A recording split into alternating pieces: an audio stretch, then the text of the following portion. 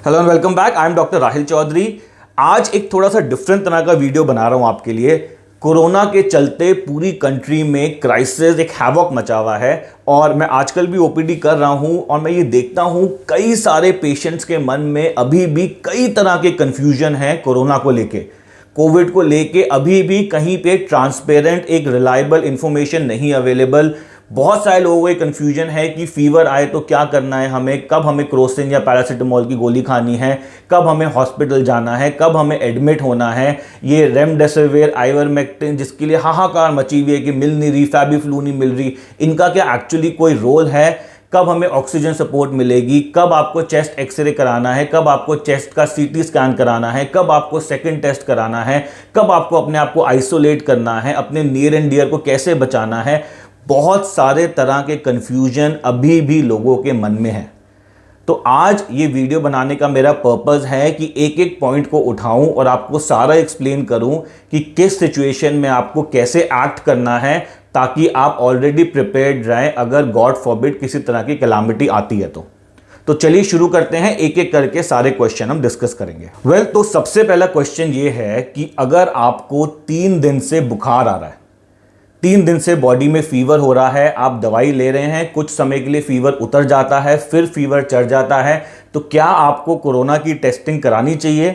RTPCR test या ये जो रैपिड एंटीजन टेस्ट हैं, अलग अलग तरह के टेस्ट हैं कोरोना के, क्या ये कराने चाहिए? वेल ऑफ कोर्स, अगर आपको फीवर चढ़ रहा है 3 दिन से और कंट्रोल में नहीं आ रहा, बिल्कुल आपको टेस्ट कराना है। लेकिन आप ये आज की डेट में मान लीजिए कि आपको कोविड की इन्फेक्शन हो चुकी है, तो रिजल्ट्स का वेट हम ज़्यादा देर नहीं करेंगे और ट्रीटमेंट में ज़्यादा ध्यान देंगे। तो अगर 3 दिन से फीवर आ रहा है आपको आज की डेट में, आप ये मान लो कोरोना की इन्फेक्शन हो गई है, टेस्ट फैसिलिटी अवेलेबल है, अच्छी बात है, करा लो। नहीं अवेलेबल टेस्ट फैसिलिटी तो कोई टेंशन वाली बात नहीं है। आप ये मान लो कि आपको कोरोना की इन्फेक्शन हो चुकी है और अब इसका इलाज शुरू करो। अच्छा, टेस्टिंग में भी जो आरटीपीसीआर वाला टेस्ट है उसको हम सबसे ज़्यादा सेंसिटिव मानते हैं, सबसे ज़्यादा एक्यूरेट मानते हैं। हो सके तो आरटीपीसीआर वाला टेस्ट कराइए, नहीं हो रहा तो रैपिड एंटीजन करा लीजिए, कोई प्रॉब्लम नहीं है।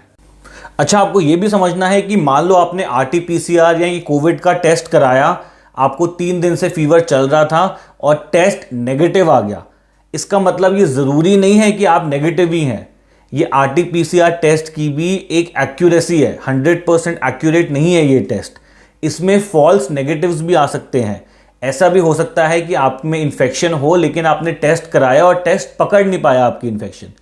तो अगर फीवर आ रहा है, स्पेशली इस टाइम पे जिस टाइम इतना ज़्यादा फैला हुआ है पेंडेमिक ये कोविड का, आप ये मान के चलिए आपको कोविड हो गया है और उसके अकॉर्डिंगली अपना ट्रीटमेंट करिए।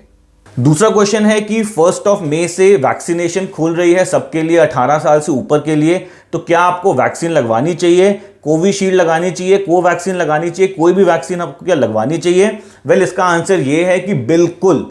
जैसे ही आपका 1 मई को खुलता है, आप जाके सबसे पहले वैक्सीन लगवाइए। कोविशील्ड मिले कोविशील्ड लगवाइए, कोवैक्सीन मिले कोवैक्सीन लगाइए, कोई और वैक्सीन मिले उसको लगवा लीजिए, लेकिन जो वैक्सीन मिलती है इस समय पर लगा लीजिए। वैक्सीन में आपको यह समझना जरूरी है कि आपको ये कोरोना की इन्फेक्शन से 100% नहीं बचाता। वैक्सीन लगवाने के बाद भी कोरोना हो सकता है, लेकिन वैक्सीन का यह फायदा हो जाता है कि बहुत सीवियर वाला कोरोना जो होता है, जिसमें बहुत ही पेशेंट की हालत खराब हो जाती है, ऑलमोस्ट डेथ बेड पे आ जाता है, मरने वाली हालत हो जाती है, उस हालत तक वैक्सीन पहुंचने नहीं देती। तो जैसे ही वैक्सीनेशन खुले आप जाके लगवा लो, बिना सोचे जो वैक्सीन मिली है उसको लगवा लो, लेकिन इस समय वैक्सीन को जरूर लगवाओ। तो जो वैक्सीन मिल रही है उसको लगवा दो। ये टाइम नहीं है सोचने का कि कोविशील्ड इस स्ट्रेन के अगेंस्ट काम करती है, कोवैक्सीन इस स्ट्रेन के अगेंस्ट काम करती है, ये वैक्सीन बेटर है, ये वैक्सीन ज्यादा इफेक्टिव है। ये सब कुछ अपने दिमाग से निकाल दो, वैक्सीन लग जाए यही बहुत बड़ी बात है, क्योंकि हमारे देश की पॉपुलेशन इतनी है कि वैक्सीन की कब बारी आएगी ये भी कहना मुश्किल है। तो जो मिल रही है इस टाइम पे सेफ्टी के लिए लगवाओ और अपने आप को सेफ करो। अच्छा, इस वीडियो में मैं ये सब बातें नहीं कर रहा कि आपको मास्क पहनना है, आपको सैनिटाइजर यूज करना है, आपको 2 गज की दूरी रख, ये सब कुछ इस समय तक सबको ऑलरेडी पता है, तो इसमें हम इंफोसिस नहीं देंगे। अब सेकेंड बात ये है कि मान लो आपको फीवर आ रहा है और आपने अपना कोविड का टेस्टिंग कराया, कोरोना की टेस्टिंग कराई, आरटीपीसीआर टेस्ट कराया और वो पॉजिटिव आ गया, आपको कोविड पॉजिटिव हो गया। अब क्या करना है? अब सबसे पहले जब आप कोविड पॉजिटिव होते हो, सबसे पहले तो आप अपने आप को एक कमरे में आइसोलेट कर लो। एक कमरे में लॉक करके बैठ जाओ। कमरे से बाहर निकलना है तो मोटा सा मास्क पहन के निकलना है, एक मास्क के ऊपर 2 पहन लो, लेकिन अपने आप को कमरे के अंदर आइसोलेट कर दो और बाकी घर में जो भी रहते हैं उनका टेस्ट कराओ। अब अगर सारे घर में पॉजिटिव हो गए तो आइसोलेशन की जरूरत नहीं है। आप सारे, हाँ ऑफ कोर्स घर के अंदर रहना है, घर के बाहर नहीं निकलना, लेकिन आप सारे घर में इकट्ठे बैठ सकते हो, तब कोई प्रॉब्लम नहीं है। लेकिन अगर एक इंसान पॉजिटिव हुआ है तो उसको अपने आप को आइसोलेट कर लेना है, एक कमरे में बिल्कुल अपने आप को बंद कर लो। अब दिन में 4 बार अपना फीवर टेस्ट करो। एक थर्मोमीटर फार्मेसी से खरीद के घर पे अभी से रख लो। दिन में 4 बार अपना फीवर टेस्ट करो। फीवर 100 से ऊपर होता है, एक पैरासीटामोल की गोली खा लो। पैरासीटामोल की गोली कितनी खा सकते हो? दिन में 4 बार खा सकते हो, कोई टेंशन वाली बात नहीं है। एक पल्स ऑक्सीमीटर खरीद के घर पे रख लो। पल्स ऑक्सीमीटर किसी भी फार्मेसी पे मिल जाएगा, अमेजोन पे मिल जाएगा। इस तरह का इंस्ट्रूमेंट होता है ये छोटा सा, इसको आप अपनी उंगली पे लगाते हो और ये बताता है कि आपकी ऑक्सीजन सैचुरेशन कितनी है। एक पल्स ऑक्सीमीटर खरीद के रख लो, दिन में 4 बार टेस्ट करो। अगर ऑक्सीजन 94 से ऊपर है तो कोई टेंशन लेने वाली बात नहीं है। घर पे रहो, अच्छा खाना खाओ, हेल्दी खाना खाओ, खाने में ऐसी कोई मेजर मॉडिफिकेशन करने की ज़रूरत नहीं है। और बहुत सारे फ्लूइड्स लो, नींबू पानी, नारियल पानी, आइस टी, पानी, अपना ORS सोल्यूशन, बहुत सारे फ्लूइड्स लो। बस फ्लूइड्स लेते रहो, पैरासीटामोल की गोली खाते रहो, बुखार कंट्रोल में रखो और अपना मॉनिटर करते रहो, बस और कुछ नहीं करना। तो अगर आप कोविड पॉजिटिव आ गए हो, फीवर चल रहा था, अपने आप को घर में बंद कर लो, पैरासीटामोल की गोली खानी शुरू कर दो, टेम्परेचर को दिन में 4 बार चेक करते रहो, पल्स ऑक्सीमीटर खरीद लो, अपनी ऑक्सीजन चेक करते रहो। ऑक्सीजन 94 से ऊपर है, कोई टेंशन वाली बात नहीं है, घर में रेस्ट करो, कुछ दिनों में ये ठीक हो जाएगा। अच्छा, फिर जो क्वेश्चन आता है वो ये आता है कि क्या हमें कोई ब्लड टेस्ट कराने हैं अगर हम कोविड पॉजिटिव आ गए तो? देखिए, माइल्ड केस है, आपको कोई ब्लड टेस्ट कराने की ज़रूरत नहीं है। ज़बरदस्ती इधर उधर लैब्स में फ़ोन करके ब्लड टेस्ट को नहीं देने की ज़रूरत। अगर मॉडरेट टू सीवियर होगा तो आपको वैसे ही इतनी प्रॉब्लम होनी शुरू हो जाएगी कि डॉक्टर अपने आप ही आपको ब्लड टेस्ट लिख देगा। तो आपको खुद अपने आप को सेल्फ प्रिस्क्राइब कुछ भी नहीं करना। बेसिक सा फीवर आ रहा है, ऑक्सीजन सैचुरेशन अच्छी है, कोई टेस्ट की ज़रूरत नहीं है। जो मैंने आपको पहले बताया वीडियो में, बस उसको फॉलो करते रहो। 14 दिन का आइसोलेशन हो गया, एक RT-PCR टेस्ट करा लो। RT-PCR टेस्ट नेगेटिव आ गया, बहुत बढ़िया, अपने काम पे लग जाओ। लेकिन तब भी सारी प्रिकॉशन लेनी है, दोबारा इन्फेक्शन फिर से हो सकती है, तो तब भी मास्क पहनना है, सैनिटाइजर यूज़ करना है, 2 गज की दूरी रखनी है। लेकिन मान लीजिए 14 दिन का आपने आइसोलेशन करा, RT-PCR कराया और वो पॉजिटिव आ गया, तो भी ऐसी कोई टेंशन लेने की ज़रूरत नहीं है। अभी वायरल लोड बहुत कम हो चुका है, विरुलेंस कम हो चुकी है, आप नॉन इन्फेक्टिव हो चुके हो, अपने काम पे जाओ, अपना काम करो। अगर तबीयत ठीक है, हाँ मास्क जरूर पहन के रखो, अपना सैनिटाइजर, 2 गज की दूरी, ये सारे प्रिकॉशंस तो तब भी रखने ही रखने हैं। अच्छा, अब नेक्स्ट क्वेश्चन ये है कि मान लो फीवर तो सबसे मेन सिम्टम है कोरोना में, लेकिन इसके साथ साथ और कोई प्रॉब्लम आ रही हो। तो मान लो जैसे आपकी गले में खराश हो रही हो, तो कुछ नहीं करना, पानी लेना थोड़ा सा गर्म, उसमें नमक डालना, थोड़े दिन में 2 बार, एक सुबह एक शाम, थोड़ा गार्गल कर लेना, ठीक हो जाएगा। ज़रूरी नहीं है आपको इतनी छोटी सी प्रॉब्लम के लिए हॉस्पिटल जाना है, इसको घर में भी ठीक कर सकते हैं। मान लीजिए अगर आपके पास अराउंड कोई फार्मेसी वगैरह है, एक बीटाडीन का गार्गल होता है, उसको ले आओ, उसको करना शुरू कर दो, गले की खारिश ठीक हो जाएगी। मान लीजिए बहुत छींक आ रही है, बार बार छींक आ रही है, नाक से पानी बह रहा है, कोई टेंशन वाली बात नहीं है, एक सेट्रिजिन की गोली रात को सोने से पहले 10 मिलीग्राम की खा लो, 3-4 दिन खा लो, ठीक हो जाओगे। मान लो बहुत खांसी आ रही है, लेकिन खांसी सूखी खांसी है, उसमें बलगम नहीं है, तो मॉन्टेर LC की एक गोली रात को सोने से पहले खा लो, दिन में 3 दिन। या मान लो खांसी बहुत आ रही है, खांसी में बलगम भी आ रहा है, तो ब्रोजेडेक्स का सिरप ले लो, एक दिन में 3 बार पीना है, 1 चम्मच, 3 दिन के लिए पी लो, वो भी ठीक हो जाएगा। मान लो बहुत डायरिया हो रहा है, लूज मोशन हो रही है, तो ORS पियो। ORS सोल्यूशन इलेक्ट्रॉल करके आता है, बहुत कॉमनली मार्केट में, वो पाउडर सा होता है, उसको पाउडर को पानी में मिलाओ, जैसे ही लूज मोशन होती है 1 ग्लास पी लो। या फिर घर पे बना लो ORS, थोड़ा सा पानी लो, उसमें 1 चम्मच नमक डालो, 1 चम्मच चीनी डालो, अच्छे से घोलो और पी जाओ, कोई इसमें छोटी छोटी प्रॉब्लम के लिए इस समय हॉस्पिटल जाने की ज़रूरत नहीं है। हॉस्पिटल ऑलरेडी बहुत ओवरबर्डन्ड है इस टाइम पे। इन छोटी छोटी चीज़ों का इलाज घर पे किया जा सकता है। अच्छा, बाकी लोग जिनकी ऑलरेडी दवाइयाँ चल रही हैं, मान लीजिए बीपी की दवाई चल रही है, डायबिटीज़ की दवाई चल रही है, डिप्रेशन की दवाई चल रही है, कोई और किसी तरह की दवाई चल रही है, उनको आप कंटिन्यूस खाते रहें, उनको नहीं रोकना है। जो आपको अलग दवाइयाँ खानी है इन प्रॉब्लम के लिए वो तो खाइए, लेकिन जो पुरानी दवाइयाँ चल रही हैं उनको रोकना नहीं है। कई सारे पेशेंट्स में मैं ये देखता हूँ कि अपनी पुरानी दवाइयों को वो रोक देते हैं नई दवाइयाँ खाने के लिए। ऐसा बिल्कुल नहीं करना, नहीं तो वो वाली प्रॉब्लम जो दवाइयों से कंट्रोल करी हुई थी, पुरानी प्रॉब्लम, वो आनी शुरू हो जाएगी और फिर हमें हॉस्पिटल भागना पड़ेगा। तो वो दवाइयाँ चलती रहेंगी, ये दवाइयाँ एडिशन है। अच्छा, अब नेक्स्ट क्वेश्चन है कि आपको हॉस्पिटल कब जाना है। देखिए, अगर आपकी ऑक्सीजन सैचुरेशन, मैंने बताया था ये इंस्ट्रूमेंट एक ले लो, ये बहुत काम आएगा आगे। ऑक्सीजन सैचुरेशन 94 से कम हो जाती है, 93, 92, 90, या सांस फूलने लगती है, ब्रेथलेसनेस होने लगती है, बिना सोचे समझे सीधा हॉस्पिटल पहुंच जाओ।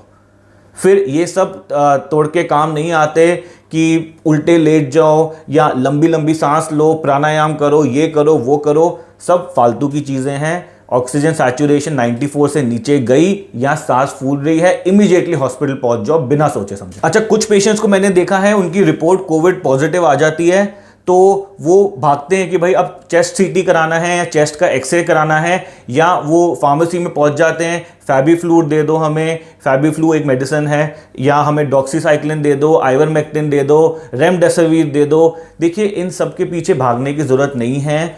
अभी भी किसी भी मेडिसिन का प्रॉपरली प्रूवन रोल नहीं है। एक तरह से अभी भी प्रोटोकॉल्स बहुत ज़्यादा चेंज हो रहे हैं। पहले हाइड्रोक्सीक्लोरोक्विन का प्रोटोकॉल आया, फिर आइवरमेक्टिन का प्रोटोकॉल आया, फिर अब कह रहे हैं क्लोरोक्विन फिर काम करेगी, फिर इसका आया, रेमडेसिविर का आया, प्लाज्मा थेरेपी आई कि प्लाज्मा लेके आओ, हम प्लाज्मा वो डालेंगे। देखिए, इन सब का कोई प्रूवन रोल अभी तक नहीं है। हाँ, ऑफकोर्स कोई डेड बेड पे होता है, बहुत हालत ख़राब हो रही होती है, तो डॉक्टर सब कुछ ट्राई करते हैं कि किसी भी तरह से हम पेशेंट को किसी तरह का बेनिफिट दे पाएँ, लेकिन ज़बरदस्ती बिना किसी प्रिस्क्रिप्शन के ये नहीं है कि आप पहले से ही पहुंच गए फार्मेसी, भाई फैबीफ्लू की मेडिसिन दे दो, आइवरमेक्टिन दे दो, वो खानी है, जिंक मेडिसिन दे दो। इन सब का कोई प्रूवन रोल नहीं है, ये सब करने की ज़रूरत नहीं है।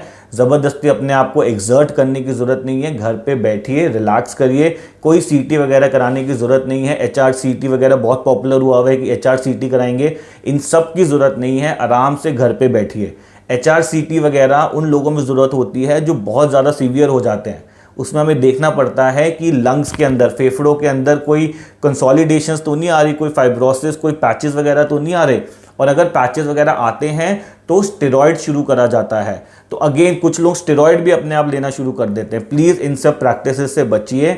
ये सारे डिसीजंस आपके डॉक्टर लेगा। जब तक आप घर पे हैं, अभी ज़्यादा सिम्टम्स नहीं हैं, फीवर कंट्रोल कर पा रहे हैं दवाइयों से, ऑक्सीजन सैचुरेशन अच्छी है, कुछ करने की ज़रूरत नहीं है, आराम से घर पे रहिए। अच्छा, एक और बात यह है कि जब आप अपना पल्स ऑक्सीमीटर से इससे मेजर करें कि बॉडी में कितना ऑक्सीजन है, तो अपना तो मेजर करें, साथ में किसी एक या दो इंसान का और मेजर कर लीजिए, ताकि हम ये श्योर हो सकें कि ये ठीक से काम कर रहा है। कहीं ऐसा तो नहीं है कि ये चीज़ ही डिफेक्टेड है, हम हाथ में लगाते हैं, वो दिखाता ही 90 है, सबका ही 90 दिखा रहा है, फिर तो कोई फायदा नहीं है, फिर ज़बरदस्ती सबको टेंशन होगी। तो एक बारी सबके उंगली पे लगा के या एक या दो इंसान की उंगली के पे लगा के चेक कर लीजिए। जो डॉक्टर आपको ट्रीट कर रहा है उसको अपने हिसाब से ट्रीट करने दीजिए। बहुत सारे पेशेंट्स में मैं देखता हूँ ये सब क्वेश्चंस पूछना शुरू कर देते हैं कि सर वो रेमडेसिविर क्यों नहीं लग रहा, या ये आइवरमेक्टिन क्यों नहीं लग रहा, या हमें ऑक्सीजन क्यों नहीं चढ़ रही, मतलब हमारा ECG क्यों नहीं हो रहा, एक्सरे क्यों नहीं हो रहा, CT क्यों नहीं हो रहा। ये सब क्वेश्चन से डॉक्टर्स को मत तंग करिए, ऑलरेडी वो बहुत ज़्यादा बर्डन्ड हैं। तो जो डॉक्टर आपको ट्रीट कर रहा है उसको अपने तरीके से ट्रीट करने दीजिए।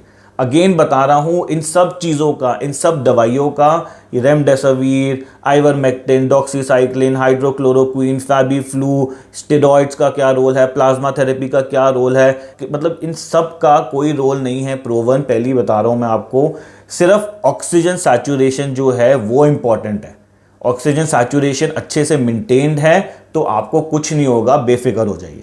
तो क्योंकि इन सब दवाइयों का लिमिटेड रोल है या फुली अंडरस्टूड इनका रोल नहीं है, तो किस पेशेंट को कौन सी दवाई देनी है, किसको आइवरमेक्टिन देना है, किसको जिंक देना है, किसको रेमडेसिविर देनी है, किसको स्टेरॉइड देना है, किसको ऑक्सीजन देनी है, किसको वेंटिलेटर में डालना है, किसको पॉजिटिव प्रेशर ऑक्सीजन देनी है, किसको नॉर्मल फ्लो वाली ऑक्सीजन देनी है, ये सारा डिसीजन आप अपने डॉक्टर पे छोड़ दीजिए, क्योंकि ये पेशेंट टू पेशेंट वेरी करेगा। ज़रूरी नहीं है कि हर पेशेंट को हर ट्रीटमेंट देनी पड़े, तो ये आपका डॉक्टर ही डिसाइड करेगा कि आपके लिए उस सिचुएशन में कौन सी ट्रीटमेंट बेस्ट रहेगी आपकी हेल्थ को बेटर करने के लिए। सबसे क्रिटिकल टाइम जो है वो होता है 5वां दिन से लेके 7वां या 8वां दिन तक। ये 3-4 दिन का टाइम जो है ये बहुत क्रिटिकल होता है। इसमें आपको ज़्यादा अलर्ट रहना है, ज़्यादा ध्यान रखना है अपना। तो अब अगर मान लीजिए जैसे मैंने पहले डिस्कस करा था कि 94 से सैचुरेशन कम हो या आपको ब्रेथलेसनेस हो रही है, तो आप हॉस्पिटल चले जाइए और उसके बाद सब कुछ हॉस्पिटल पे छोड़ दीजिए। कब उनको डिस्चार्ज करना है, कब उनको रिपीट टेस्टिंग करनी है, कब उनको आपको क्या ट्रीटमेंट देनी है, हॉस्पिटल पे छोड़ दीजिए। बार बार हॉस्पिटल के स्टाफ को तंग मत करिए कि 10 दिन हो गए, 20 दिन हो गए, मेरे को डिस्चार्ज करो, ये करो, वो करो। ऐसा कुछ नहीं करना, हॉस्पिटल को मैनेज करने दीजिए। और अगर आप घर पे हैं, जैसे मैंने पहले बताया था कि फीवर वगैरह आ रहा है, कोविड पॉजिटिव हो गए, घर पे आइसोलेटेड हैं, बहुत ज़्यादा सिम्टम्स नहीं हैं, घर पे चीज़ें मैनेज हो रही हैं, तो अब इसमें भी अलग अलग प्रोटोकॉल्स हैं। कुछ लोग कहते हैं 10 दिन, कुछ लोग कहते हैं 1 हफ्ता, कुछ लोग कहते हैं 2 हफ्ता। तो इसमें आप लंबा वाला पीरियड ले लीजिए, अपने आप को 2 हफ्ते के लिए आइसोलेट कर दीजिए, उसके बाद दोबारा काम पे लग जाइए। अच्छा, ये भी समझना ज़रूरी है आपको कि एक बारी आपको कोविड की इन्फेक्शन हो गई, एक बारी आप कोविड से संक्रमित हो गए, तो ऐसी कोई गारंटी नहीं है कि आपको दोबारा कोविड नहीं हो सकता। बिल्कुल दोबारा कोविड हो सकता है। और ऐसी भी कोई गारंटी नहीं है कि अभी मुझे कोविड हुआ तो मेरे अंदर तो जी एंटीबॉडीज़ आ गई हैं, अब मैं 1 महीना 1.5 महीना मुझे कोई इन्फेक्शन नहीं हो सकती, तो मास्क पहनना बंद और बिल्कुल आपने सारे प्रोटोकॉल्स तोड़ दिए। ऐसा कुछ भी नहीं है। इन चीज़ों का कोई अभी तक बिल्कुल मतलब मैं आप ये समझ लो, इन चीज़ों का कोई पुख्ता सबूत नहीं है अभी तक। तो आप ये मान के चलिए कि अगर आपको एक बार इन्फेक्शन हो गई तो दूसरी बार भी हो सकती है। इन्फेक्शन से रिकवर करेंगे तो अगेन सारी तरह की प्रिकॉशन लीजिए। तो इस वीडियो को बनाने का पर्पस ये था कि कोविड या कोरोना का पेंडेमिक आ गया है और ऑफ कोर्स सी बात है, कोई भी बीमार हो सकता है। पूरे देश में बीमारी फैली हुई है, पूरे दुनिया में बीमारी फैली हुई है, तो कोई भी बीमार हो सकता है। आसपास में नियर एंड डियर हो सकते हैं, आप खुद हो सकते हैं। हमें ध्यान ये रखना है कि हमें पैनिक नहीं होना। बहुत सारी चीज़ें घर पे भी मैनेज हो सकती हैं और मतलब एक इन्फॉर्म डिसीजन लेना है कि कब हमें कहाँ जाना है, कितना हमने हेल्थ सेक्टर को ओवरबर्डन होने से बचाना है। मैं देखता हूँ कुछ लोग वीआईपीज बस उनकी कोविड पॉजिटिव की रिपोर्ट आई और इमीडिएटली वो पहुंच गए हॉस्पिटल की, जी हमें तो एडमिट होना है। देखिए, ये सब ज़रूरी नहीं है इस टाइम पे। इस टाइम ज़रूरी है कि चीज़ों को प्रॉपर्ली मैनेज करा जाए, कितने रिसोर्सेज है हमारी अपनी कंट्री में, उसको किस तरह से बेस्ट यूटिलाइज कर पाए। नहीं तो फिर एंड ऑफ द डे वही होगा कि पूरे देश में लॉकडाउन लग जाएगा, फिर एक ऑलरेडी क्राइसिस आया हुआ कोविड का, इकोनॉमिक क्राइसिस और हो जाएगा और सारी चीज़ें खराब हो जाएंगी। तो आई एम श्योर कि इस वीडियो से आपको काफ़ी इन्फॉर्मेशन मिली होगी। प्लीज़ थोड़ा सा इसको अपने फ्रेंड्स वगैरह से शेयर करिए ताकि उनको एक इन्फॉर्म्ड डिसीजन ले पाए, एक नॉलेजेबल डिसीजन ले पाए कि किस सिचुएशन में करना क्या है और कैसे आगे प्रोसीड करना है इस पेंडेमिक में। तब तक के लिए thank you very much, I will be back soon. और प्लीज़ ये सब मत करिए। मेरे पास रोज़ मेरे फ्रेंड्स के फ़ोन आते हैं या मेरे कुछ नोन टू के फ़ोन आते हैं कि डॉक्टर साहब वो रेमडेसिविर अरेंज हो जाएगी, डॉक्टर साहब आइवरमेक्टिन अरेंज हो जाएगी, डॉक्टर साहब प्लाज्मा के लिए। रोज़ मैं फेसबुक पे देख रहा हूँ प्लाज्मा थेरेपी, ये वो। अगर आपको हो जाती है इन्फेक्शन और आपके केस में ये सब अरेंज नहीं हो पा रहा क्योंकि ऑलरेडी इतनी शॉर्टेज हो गई है, तो घबराने की बात बिल्कुल नहीं है। इन चीज़ों का कोई प्रूवन रोल अभी तक नहीं मिला है। ये एक तरह से कुछ स्टडीज़ के ऊपर जितना हम लोग कर पाए, 1 महीने 1 साल में जितना स्टडी कर पाए, उसके बेसिस पे हम लोग कोशिश करते जा रहे हैं कि कैसे बेस्ट से बेस्ट ट्रीटमेंट दे सकें। लेकिन एक्चुअली इन सब का कोई प्रूवन रोल नहीं है अभी तक। तो ये नहीं है कि मतलब बहुत मैं देखता हूँ इधर उधर लोग ब्लैक में बेच रहे हैं, डबल प्राइस में रेमडेसिविर बिक रही है, ऐसा सुनने में आया। प्लीज़ इस तरह की चीज़ें मत करिए। एक इन्फॉर्म्ड डिसीजन लीजिए, अपनी जागरूकता को बढ़ाइए ताकि इस सिचुएशन ऑफ क्राइसिस में हम सब लोग बाहर निकल सकें और अपनी लाइफ को और बेटर कर सकें। Thank you very much for watching this video and I will be back soon. और कोई भी मन में क्वेश्चन आ रहा है इससे रिलेटेड तो प्लीज़ कमेंट सेक्शन में पूछो।